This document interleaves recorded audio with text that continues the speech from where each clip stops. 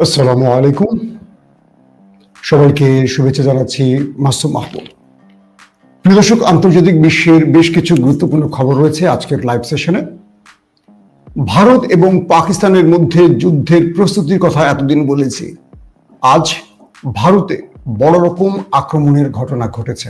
এখন পর্যন্ত বহু সেনা হতাহতের তথ্য বিভিন্ন ওপেন সোর্স থেকে আসছে। দ্বিতীয় গুরুত্বপূর্ণ খবর, আমেরিকার ইতিহাসে প্রথম, আবার বলছি, আমেরিকার ইতিহাসে প্রথম মুসলিম মেয়র পেল নিউ ইয়র্ক। তিনি ঘোষণা দিয়েছিলেন তিনি বিজয়ী হলে নেতানিয়াহু নিউ ইয়র্কে পা রাখলে তাকে গ্রেফতার করা হবে। সেই বিষয় বিস্তারিত বলবো। আর থাকছে সবচেয়ে গুরুত্বপূর্ণ ইস্যু, সুদান। কি ঘটছে সুদানে, কোন কোন রাষ্ট্র সেখানে প্রবেশ করছে, নেপথ্য উদ্দেশ্য কি, সুদানকে যুদ্ধের দিকে ঠেলে দিয়ে পশ্চিমা দুনিয়া কি লাভ ঘরে তুলতে চাইছে, পুরো বিষয়গুলো আজকের লাইভ সেশনে আলোচনা করব। আবারও বলে দিচ্ছি, আজকে আমাদের সাথে সংযুক্ত হচ্ছেন তুরস্কের ইস্তানবুল থেকে টিআরটি ওয়ার্ল্ড আন্তর্জাতিক গণমাধ্যম তার সিনিয়র সাংবাদিক ওয়ালিদ বিন সিরাজ। দর্শক, প্রথমে আমি ভারত পাকিস্তান প্রসঙ্গে আপডেট দিয়ে চলে যাব সরাসরি আমাদের যৌথ আলোচনায়। আমি আপনাদেরকে গত দুদিন আগে এবং গতকালকেও আবার লাইভ সেশনে বলেছিলাম, ভারত একটা নতুন অ্যাডভেঞ্চারে যেতে চাচ্ছে। ইতিমধ্যে ভারতের ইতিহাসে সবচেয়ে ব্যয়বহুল মহড়া চালাচ্ছে ভারত, এবং সেনাবাহিনী, নৌবাহিনী, এয়ারফোর্স সম্মিলিত এই নৌ মহড়াটি করছে পাকিস্তানের একদম নাকের ডগায়।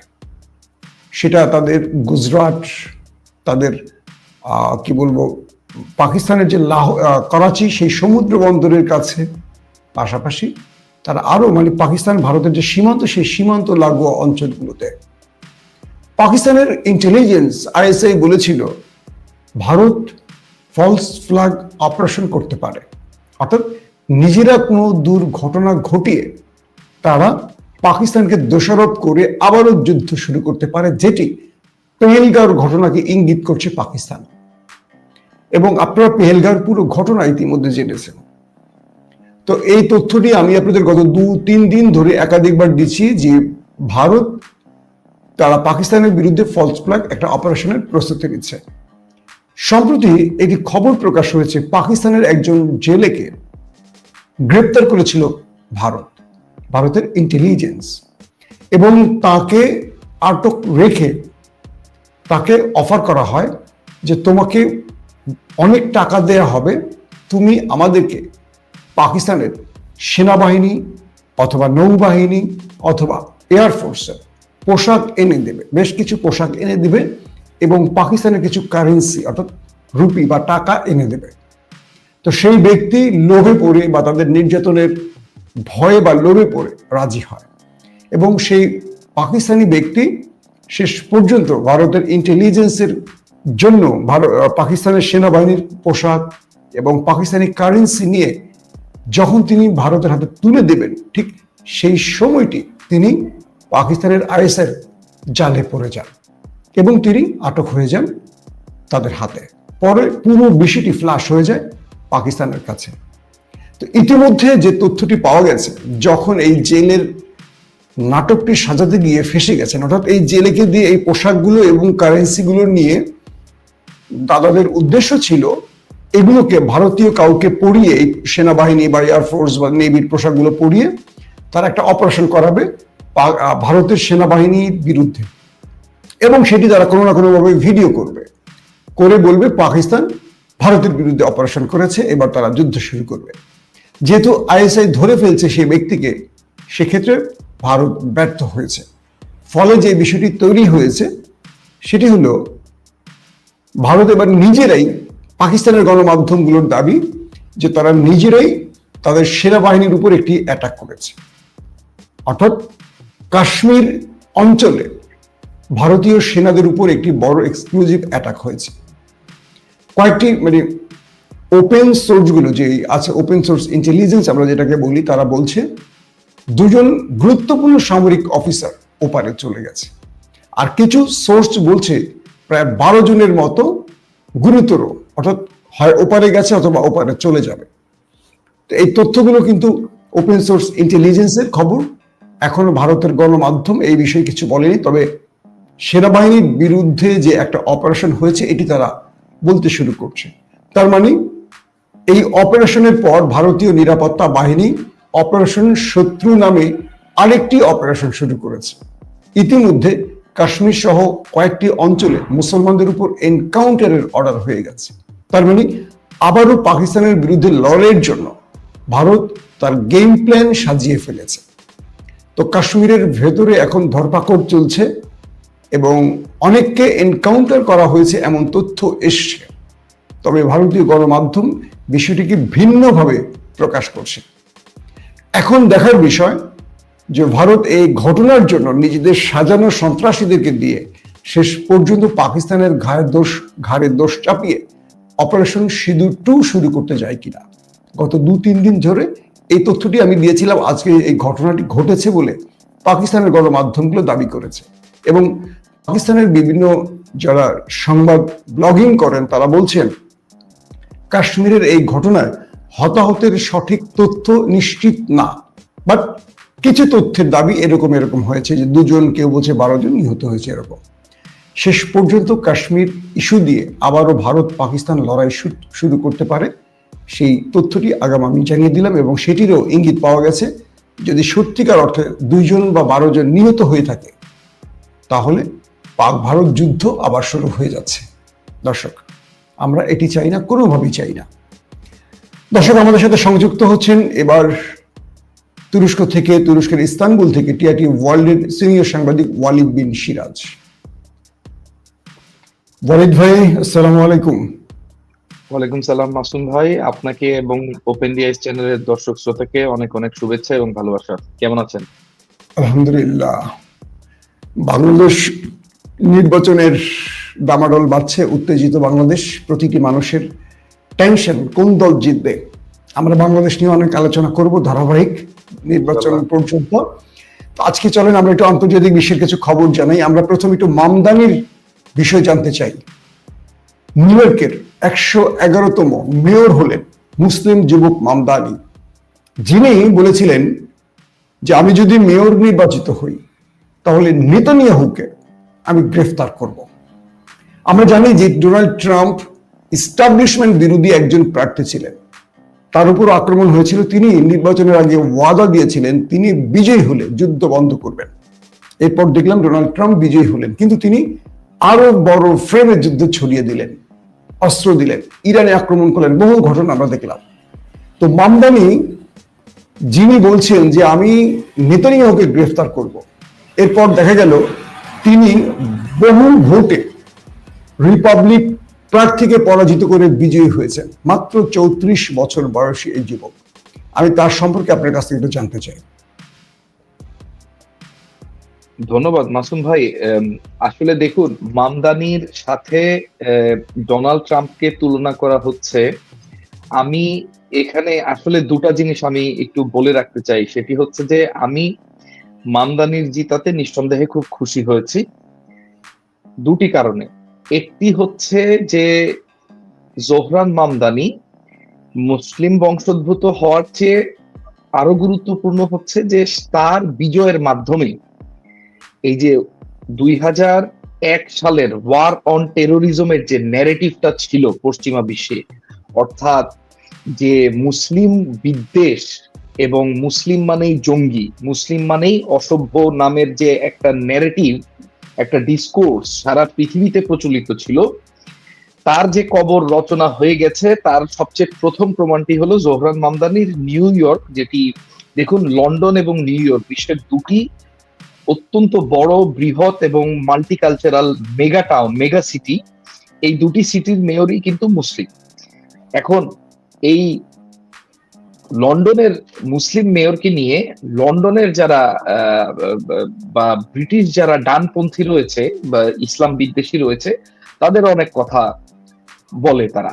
এইগুলো মামদানিকেও ফেস করতে হবে। কিন্তু জোহরান মামদানির নিউ ইয়র্কের মতো, যেখান থেকে এই ন্যারেটিভটা, অর্থাৎ যে নিউ ইয়র্ক টাইম বলেন কিংবা আপনার যে যে যত বড় বড় সংবাদ মাধ্যমগুলা বলেন, রয়টার্স, এদের বেশিরভাগই হেডকোয়ার্টার গুলো হচ্ছে নিউ ইয়র্ক শহরে এবং লন্ডনে।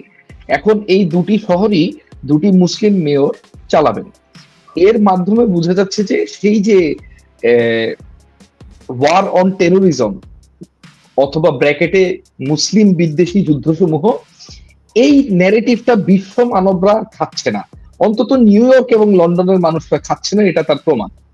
এ কারণে আমি খুশি। আমি দ্বিতীয়ত খুশি হচ্ছি এ কারণে যে তিনি একমাত্র ব্যক্তি এই মেয়রাল রেইসে যিনি আসলে কিন্তু বুক চিতিয়ে বলেছেন যে ভাই আমি ইসরায়েলকে সমর্থন করি না, ইসরায়েল একটি গণহত্যাকারী শক্তি, বর্তমানে নেতানিয়াহুর যে প্রশাসন রয়েছে এটি একটি গণহত্যাকারী প্রশাসন এবং আমি কোনোভাবে একে সমর্থন করি না।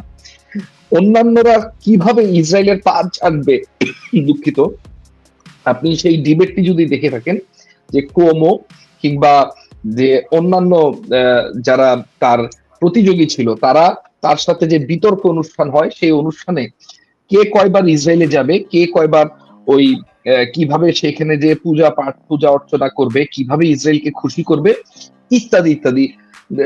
এবং তখন জোহরান মামদানি বলেছিলেন যে ভাই আমার কাজের ক্ষেত্র হচ্ছে নিউ ইয়র্কের 5টা বড় এবং আমি এই 5টা বড়তেই থাকবো, আমি ওই ইসরায়েলে যাব না, কারণ আমার জবাবদিহিতা নিউ ইয়র্কের জনগণের কাছে। এবং এটি কিন্তু ট্রাম্পপন্থী অনেক সাংবাদিকরা এই কথাটির ভূয়সী প্রশংসা করেছিলেন, যেমন জো রোগান এটির ভূয়সী প্রশংসা করেছিলেন। তারপর ক্যাডেন্স লরেন্স ভদ্রমহিলা, তিনি একজন ধার্মিক খ্রিস্টান এবং ডানপন্থী আমেরিকান এবং রাষ্ট্রপতি ট্রাম্পের একজন অত্যন্ত ঘনিষ্ঠ সমর্থক, তিনিও জোহরান মামদানির প্রশংসা করেছিলেন। কাজে ট্রাম্পের সাথে তার মিল হচ্ছে যে দুইজনই অ্যান্টি এস্টাবলিশমেন্ট একটি ঘরানা বা একটি ভোট ব্যাংক ধারণ করে, যদিও একজন ডান ক্যাম্পের আর জোহরান মামদানি হচ্ছেন বাম ক্যাম্পের। কিন্তু এই দুইজনই কিন্তু আমেরিকার যে এই প্রচলিত রাজনীতি, যেটি আসলে জর্জ বুশ, বাবা বুশের কথা বলছি, প্রথম গালফ ওয়ার তিনি শুরু করার মাধ্যমে যে ন্যারেটিভ গুলো সৃষ্টি করেছিলেন এবং পরবর্তীতে তার পুত্র ওয়ার অন টেরোরিজমের মাধ্যমে বিশ্বে যে একটি ইসলাম বিদ্বেষ বা মুসলিম বিরোধী একটি কর্মকাণ্ড পরিচালনা করছিল, তা বন্ধ হয়ে গিয়েছে, তা আর টিকবে না, এগুলো ধোপে টিকবে না। এবং এর সবচেয়ে বড় ক্ষতি হয়ে যাবে এই ন্যারেটিভটির বা এই ডিসকোর্সটির, যেই রাষ্ট্রটি সবচেয়ে বড় ক্ষতির সম্মুখীন হবে এর জন্য, সেটি কিন্তু মার্কিন যুক্তরাষ্ট্র কিংবা যুক্তরাজ্য নয়, সেটি হচ্ছে আমাদের প্রতিবেশী দেশ ভারত। মাসুদ ভাই, এখন যে বিষয়টি হলো যে আপনি যেটা বললেন নিউ ইয়র্কের এবং আমেরিকার, একজন লন্ডনের সাদিক খান, তিনি একাধিকবার নির্বাচিত হয়েছেন, একজন আমেরিকার নিউ ইয়র্কের। সাদিক খান পাকিস্তানের নাগরিক ছিলেন, আর জোহরান মামদানি তিনি ভারতীয়, বাবা উগান্ডার, তারা পরবর্তী উগান্ডা থেকে আমেরিকায় গেছে। জি, ডোনাল্ড ট্রাম্প যে বলেছেন যে কোনোভাবেই তাকে বিজয়ী হতে দেয়া যাবে না, এবং তিনি বলছেন যদি তিনি বিজয়ী হন কোনো বাজেট নিউ ইয়র্কে দেওয়া হবে না মামদানির জন্য। একজন প্রেসিডেন্ট বলছেন। একটা বিষয় খেয়াল করছেন, একজন প্রেসিডেন্ট সর্বোচ্চ শক্তি নিয়োগ করেও মামদানিকে হারাতে পারেনি। আমেরিকা প্রমাণ করেছে আইনের শাসন কাকে বলে বা একটা ফ্রি ফেয়ার ইলেকশন কাকে বলে। বাংলাদেশে কেউ ক্ষমতায় আছে আর সেই ক্ষমতায় কোনো দল, আওয়ামী লীগ বা বিএনপি ক্ষমতায় থাকা অবস্থায় অন্য দল জিতবে, এটা কল্পনা করা যায় না। কিন্তু ডোনাল্ড ট্রাম্পের মতো ব্যক্তি পুরো পৃথিবী তিনি তার আঙুলের ইশারায় ঘোরান। তিনি একজন মুসলিম 34 বছর বয়সী যুবকের কাছে পরাজিত হয়ে গেছেন। এবং আজকে মামদানি যে ঘোষণাটি দিয়েছেন, মিস্টার ট্রাম্প আওয়াজ বাড়ান, জোরে আওয়াজ করেন। মানে ট্রাম্প যখন তাকে হুমকি দিচ্ছে, তিনি পাল্টা হুমকি দিচ্ছেন।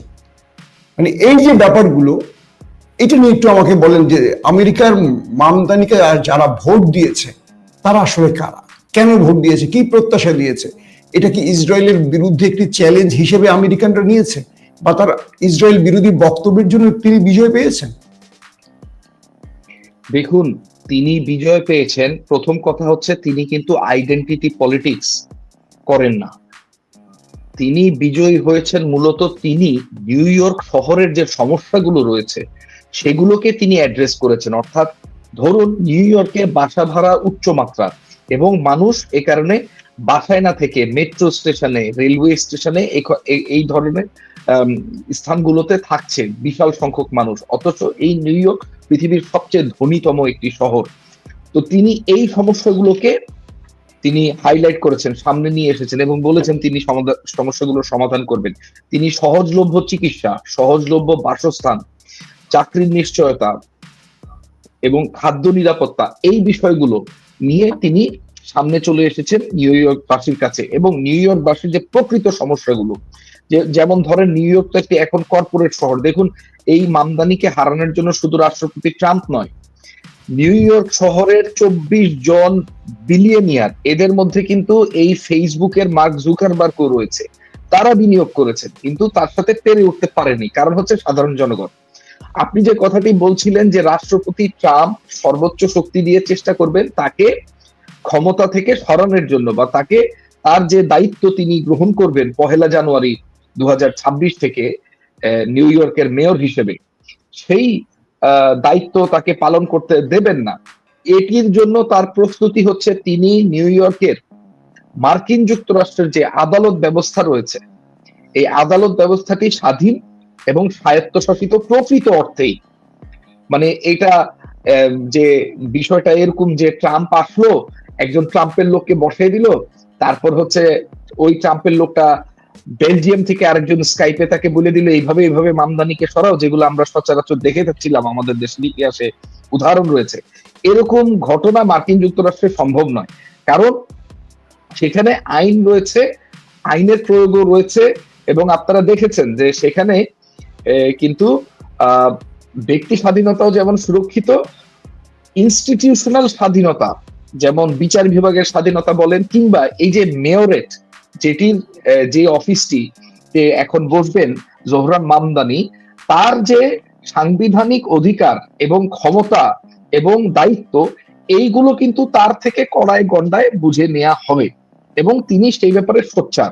এবং তিনি ট্রাম্পকে এই কথা স্মরণ করিয়ে দিয়েই ট্রাম্পকে তিনি হুমকি দিচ্ছেন যে জনাব ট্রাম্প, দেখুন আপনি আজকে প্রেসিডেন্টের অফিসে আছেন, আপনার দায়িত্ব কর্তব্য এগুলো সব সংবিধান দ্বারা পরিশীলিত। ঠিক আমি 1 তারিখ যখন বসবো আমারটাও পরিশীলিত হবে, কাজে আপনি আমাকে আমার অঞ্চলে ট্রেসপাস করবেন না, আমি আপনার অঞ্চলে ট্রেসপাস করব না।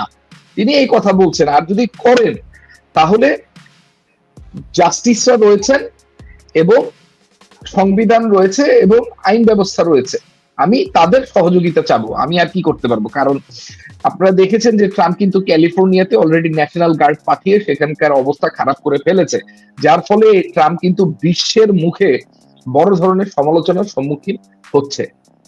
তো নিউ ইয়র্কের মতো একটি শহরে সেটা সম্ভব কিনা আমার জানা নেই। এবার আমরা সুদান প্রসঙ্গে যেতে চাই। আসলে সুদানে ঘটছেটা কি, কোন কোন ফ্রন্ট সুদানে নেমেছে? এবং আমরা জেনেছি তুরস্ক 2টো কার্গো ভর্তি করে সুদানে বিশেষ সামগ্রী পাঠিয়েছে। টোটাল সুদানের দৃশ্যটা আপনার কাছ থেকে জানতে চাই। ধন্যবাদ মাসুম ভাই। আমি খুব সংক্ষেপে আমাদের দর্শকদের জন্য সুদানের বিষয়টা বলি।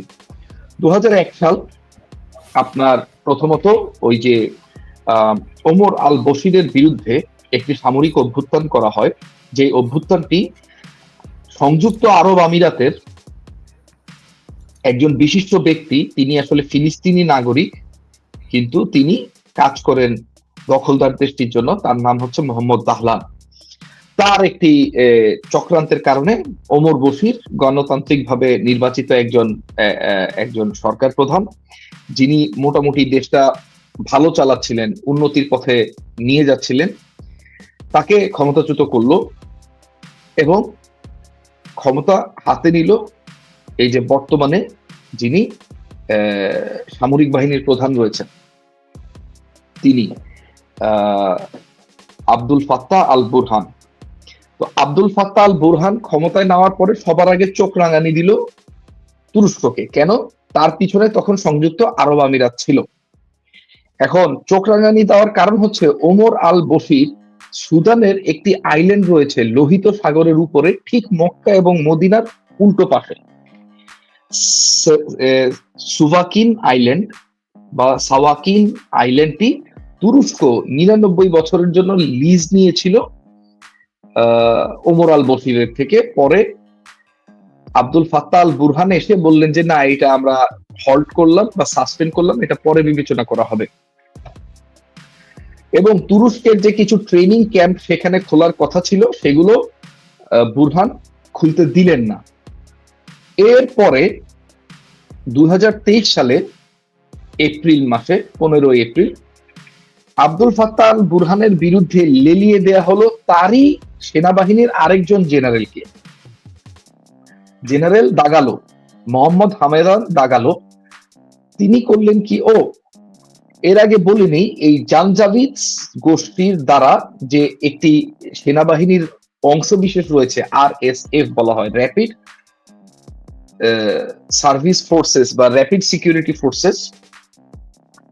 এই RSF এবং সুদানের মূল যে সেনাবাহিনী এটি হচ্ছে SAF, Sudan armed forces, rapid support forces, RSF। Rapid support forces এর প্রধান ছিলেন এই মোহাম্মদ হামেদান দাগালো। তিনি আবার করলেন কি, অভ্যুত্থান করলেন আব্দুল ফাত্তাহ আল বুরহানের বিরুদ্ধে। তো তিনি খার্তুম টার্তুম সব দখল করে নিলেন। কিন্তু পরবর্তীতে দেখা গেল যে সুদানের পাশে তুরস্ক, মিশর এবং লিবিয়ার ত্রিপলি সরকার এবং সৌদি আরব এবং ইরান, খুব ইন্টারেস্টিং, ইরান, সৌদি, তুর্কি এক কাতারে এই বিষয়ে চলে এসেছে। আসার পরে এই আব্দুল ফাত্তাহ আল বুরহানকে তাদের সাপোর্ট দেওয়া হলো এবং তিনি করলেন কি, এই RSF কে পিছনে ঠেলে ঠেলে একেবারে সুদানের দক্ষিণে, সুদানের 3টি মূল প্রদেশ রয়েছে। একটি হচ্ছে আপনার দারফুর, একদম পূর্বে। এই দারফুরের একটি শহর, সবচেয়ে বড় শহরটি হচ্ছে আল ফাশির। এরপরে পরের প্রভিন্স বা প্রদেশটি হচ্ছে খর্দফান। এই খর্দফানের সবচেয়ে বড় শহর হচ্ছে আলোবায়েন। আর তারপরে হচ্ছে খার্তুম অঞ্চল, যেখানে এই যে আপনার খার্তুম যেটি রাজধানী, এবং উত্তর পূর্বে পোর্ট সুদান শহর, এই দুটি বড় শহর অর্থাৎ এই প্রদেশটিতে।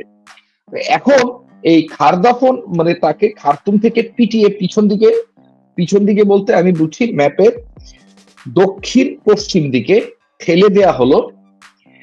কিন্তু এই আল ফাশির শহরটি, যেটি আসলে SAF বা সুদানের কেন্দ্রীয় সরকারের সেনাবাহিনীর হাতে ছিল, এটিকে কিন্তু এই সময় ধরে অবরোধ করে রাখা হয়েছিল। তো 4 লক্ষ জনসংখ্যা, জনবহুল একটি শহর ছিল এই শহরটি। এই শহরটি অক্টোবর মাসের শেষ দিকে পতন হয়ে যায় এবং পৃথিবীর ইতিহাসে সবচেয়ে বর্বরচিত একটি গণহত্যা, গণধর্ষণ এবং যেটি প্রকাশের ভাষা নেই, আমি আমার ভিডিও চ্যানেল সেখানেও এই বিষয়ে কিন্তু বলেছি, এই সুদানের বিষয়ে, কিন্তু ভিডিওগুলো ইউটিউবে দেওয়া যায় না, কারণ ইউটিউব রেস্ট্রিকশন দিয়ে দেয়। কিন্তু সুদানের যে জঘন্য ঘটনা, এই ঘটনাটি আসলে মানে বলে প্রকাশ করা যাবে না। আপনি জানেন মাসুম ভাই, আপনি সামাজিক দুঃখিত, আপনি টেলিভিশন চ্যানেলে চাকরি করেছেন, যে টেলিভিশন চ্যানেলে বিভিন্ন সোর্স থেকে আমাদের কাছে র পিকচার গুলো আসে, সেগুলো আমরা দেখে কেটে ছেটে ব্লার করে জনগণের জন্য প্রচার করি। কিন্তু সুদানের যে চিত্রগুলো ছিল, এগুলো আসলে গাজার চেয়েও অত্যন্ত নৃশংস, অত্যন্ত ভয়ঙ্কর। তো অক্টোবরে এই ঘটনা, আল ফাশির পতন হয়, যেটির একটি চিত্র সর্বপ্রথম WHO বা বিশ্ব স্বাস্থ্য সংস্থা তারা এবং AP, মার্কিন গণমাধ্যম AP, তারা ধারণ করে তাদের স্যাটেলাইট দিয়ে এবং এটি প্রকাশ করে দেয়। এরপরে যে TRT ওয়ার্ল্ড, আল জাজিরা, তারা প্রকাশটা শুরু করে। এখন এর পিছনে কি, এর নেপথ্যে কি, একটা নৃশংস বর্বরচিত একটা ঘটনা ঘটে গেছে এবং তারা আল ফাশিরকে শেষ করে দিয়ে এখন আবার পুনরায় খার্তুম দখল করার চেষ্টা করছিল RSF আজকে পর্যন্ত। আজকে কি হয়েছে, আজকে RSF এর 125টা গাড়ি বিশিষ্ট একটি বহর ড্রোন হামলা, অর্থাৎ তুরস্কের আপনি যে কথাটি বলেছেন দুটি কার্গো, আমার জানা মতে 4টি কার্গো ভর্তি কিছু সরঞ্জামাদি দেয়া হয়েছে এসএএফ বা সুদানের কেন্দ্রীয় সরকারকে। এবং আজকে 125টি বহর বিশিষ্ট আরএসএফ এর একটি কনভয় খার্তুমে আসার পথে মধ্যপথে মরুভূমির মাঝে তাদেরকে ধ্বংস করা হয়, এবং এই ধ্বংস করার জন্য MiG-29 সহ তুরস্কের নির্মিত ড্রোন ব্যবহার করা হয়। এখন এসএএফ এর কিছু বাধ্যবাধকতা রয়েছে, তাদের কিছু দুর্বলতা রয়েছে, এগুলোতে পরে আসছি, প্রেক্ষাপটটা একটু আলোচনা করে নিই। এই পুরো সুদান যখন ওমর আল বশিরের আমলে তাদের স্বর্ণের খনিগুলোকে আপনার রাষ্ট্রীয় করে ফেলেছিল, অর্থাৎ প্রাইভেট নয়, রাষ্ট্রীয় বা কোনো জমিদারের নয়, যেই সম্পত্তি খনিজগুলো থাকবে এগুলো হচ্ছে জনগণের, এই পদক্ষেপের পর থেকেই একটি রাষ্ট্র খুব উঠে পড়ে লেগেছে এই সুদান দেশটির বিরুদ্ধে, সেটি হচ্ছে সংযুক্ত আরব আমিরাত। তারা শুধু ওমর আল বশিরকে নামিয়ে ক্ষান্ত হননি, ওমর আল বশিরকে যাকে দিয়ে নামিয়েছেন তাকে নামানোর জন্য আবার আরেকজনকে নিয়ে এসেছেন, মোহাম্মদ হামদান দাগালো।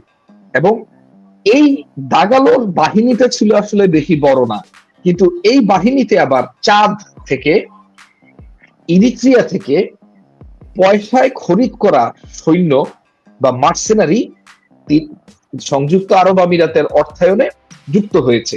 এর সাথে যুক্ত হয়েছে রাশিয়ার ভাড়াটিয়া সেনাবাহিনী ওয়াগনার, যে ওয়াগনার সিরিয়াতে এবং লিবিয়াতে অত্যন্ত নৃশংসতা চালিয়েছিল, তারাও এই আরএসএফ এর সাথে যুক্ত হয়েছে। তাদেরকে চাঁদের মাধ্যমে, চাঁদ রাষ্ট্রটির মাধ্যমে তাদেরকে সংযুক্ত আরব আমিরাত, চীন, রাশিয়া এবং অন্যান্য দেশের নির্মিত অস্ত্র শস্ত্র সাপ্লাই দিয়ে থাকে চাঁদের বর্ডার দিয়ে। এই কারণে এই বর্ডারটি তাদের জন্য খুব গুরুত্বপূর্ণ। জি, এখানে কি ইসরায়েলের হাত আছে? মানে এই যে আরব আমিরাত, চীন, রাশিয়ার সাথে কি ইসরায়েলও আছে? এরকমও শোনা যাচ্ছে যে ইসরায়েলেরও স্বার্থ আছে, পশ্চিমাদেরও স্বার্থ আছে। এবং ইসরায়েল না পয়সা খরচ করবে না ও মানুষ খরচ করবে, ও পরিকল্পনাটা করে আরব আমিরাতের হাতে ধরাই দিবে। আরব আমিরাত হচ্ছে তার পিয়নের মতো করে ওই পরিকল্পনাটা বাস্তবায়ন করবে, একই সাথে পয়সা খরচ করবে, অর্থায়ন করবে, একই সাথে অস্ত্রায়ন করবে। তারপর তার বিনিময়ে আরব আমিরাত কি পাবে? ইসরায়েল পাচ্ছে একটি অস্থিতিশীল মধ্যপ্রাচ্য, মধ্যপ্রাচ্যের কাউকে সে শান্তিতে থাকতে দিবে না। এই দজ্জালি নিজামের টার্গেট হচ্ছে এইটা। আর সংযুক্ত আরব আমিরাত কি পাচ্ছে? সংযুক্ত আরব আমিরাত পাচ্ছে হচ্ছে গোল্ড। 5 টাকার অস্ত্র বেচে 500 টাকার গোল্ড যদি আপনি নিয়ে নেন, তাহলে এখানে কি মানবতা, কি এটা সেটা, এটা তো তাদের দেখার বিষয় না। কে মারা যাচ্ছে, বাচ্চা, শিশু, পরিবারকে পরিবার ধ্বংস করে দিচ্ছে, নৃশংস চিত্র, একেবারে চোখে দেখা যায় না। বর্বরতার এরকম এক্সাম্পল পৃথিবীতে নাই। যা করতেছে, তো এই ঘটনার কারণ হচ্ছে অবশ্যই এটার পিছনে তো দখলদার দেশটির হাত রয়েছে, কারণ সংযুক্ত আরব আমিরাতের তো এত বড় সেনাবাহিনী নাই, তাদের মধ্যপ্রাচ্যের সবচেয়ে বড় প্রোটেক্টরেট হলো দখলদার দেশটি, এবং পরে হচ্ছে মার্কিন যুক্তরাষ্ট্র। কিন্তু সবচেয়ে তারা কাজ করে হচ্ছে দখলদার দেশটির প্রেসক্রিপশনে সবগুলো কাজ। তুরস্কতে আপনার আগের ভিডিওগুলোতে আমি বলেছিলাম, আমার মনে আছে, যে তুরস্কতে যে ব্যর্থ সেনা অভ্যুত্থান হয়েছিল, সেই সেনা অভ্যুত্থানকে সফল করার জন্য তারা $4 বিলিয়ন নিয়ে গ্রিস আর তুরস্কের মাঝে যে আইল্যান্ড গুলো, যে দ্বীপগুলো, সেখানে মোহাম্মদ দাহলান চলে এসেছিলেন মার্কিন যুক্তরাষ্ট্রের একটি শ্যাডো গোয়েন্দা সংস্থাকে নিয়ে। একই ভাবে তারা মিশরের এই যে মুরসির পতনের পিছনে এই সংযুক্ত আরব আমিরাত এবং মোহাম্মদ দাহলানের গুরুত্বপূর্ণ ভূমিকা রয়েছে। যারা একটু সচরাচর খবরের বাইরে, যারা একটু বই পুস্তক নিয়ে ঘাটাঘাটি করেন বা একটু গবেষণা করার চেষ্টা করেন, মোহাম্মদ দাহলান এই নামটি গবেষণা করতে পারেন।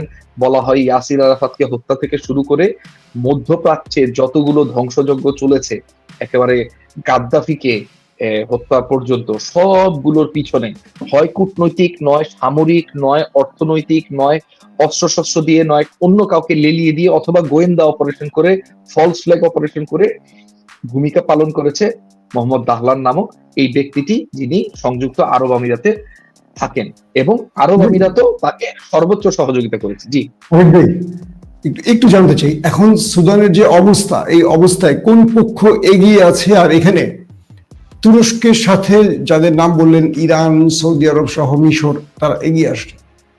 তুরস্কের এই মুহূর্তে আসলে পরিকল্পনাটা কি? তারাও কি সিরিয়ার মতো আরেকটা যুদ্ধে যাচ্ছে ঠিক একই কায়দায়? এবং তুরস্কের বিপরীতে কোন কোন দেশ দাঁড়াচ্ছে? আর সর্বশেষ আপডেটটা কি, সুদান এখন কোন দিকে যাচ্ছে, কোন পক্ষ বিজয়ী হচ্ছে? এটা দিয়ে আমরা শেষ করব। আচ্ছা, আজকের ঘটনার আগ পর্যন্ত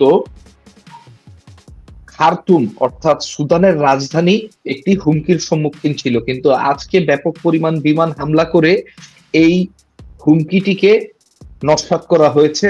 এবং এইখানে তুরস্কের একটি সরাসরি রোল রয়েছে, যেটি আপনি বলেছেন যে কার্গো বিমান গিয়েছে এবং তারপরে এই বিমান, অর্থাৎ বিমান থেকে নিক্ষেপকৃত যে ক্ষেপণাস্ত্রগুলো ছিল এগুলো সম্ভবত তুরস্কের দেয়া।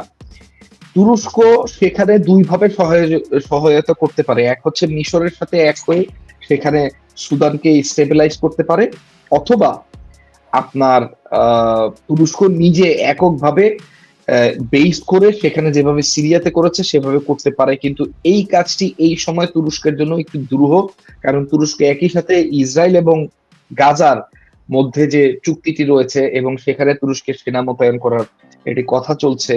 এর বাইরে পাকিস্তান আফগানিস্তানের মধ্যে তৃতীয় পর্বের যে শান্তি চুক্তির আলোচনাটি হবে 6 নভেম্বর, আগামীকাল, এটি তুরস্কে হচ্ছে। কাজে তুরস্ক এই মুহূর্তে অনেকগুলো মুসলিম দেশকে আসলে প্রোটেক্ট করার চেষ্টা করছে, কিন্তু তুরস্কের সিরিয়ার কথা আছে, সিরিয়াও আছে, সিরিয়া তো আছে। সিরিয়াকে সে একেবারে তার নিজের সন্তানের মতো আগলে রেখেছে এই দখলদারের থেকে, এবং দখলদারের যে কুনজর সেই কুনজরের থেকে চেষ্টা করছে। কিন্তু তারা তো কম শক্তিশালী নয়। মার্কিন যুক্তরাষ্ট্র তাকে ব্ল্যাঙ্ক চেক দিয়ে রেখেছে যে তুমি যা করার করো। লেবাননে আপনারা দেখেছেন যে গতকালকে লেবাননে পুনরায় হামলা করেছে দখলদার দেশটি। তো এটি তো আসলে একটি বেওয়ারিশ, একটি পিতৃপরিচয়হীন একটি প্রধানমন্ত্রী সেখানে দেশটি চালাচ্ছে, দখলদার দেশটি। কাজে তুরস্কের এই এঙ্গেজমেন্টের পরে কিন্তু তুরস্ক রাষ্ট্রপতি তিনি এই কথা মুখ দিয়ে বলেছেন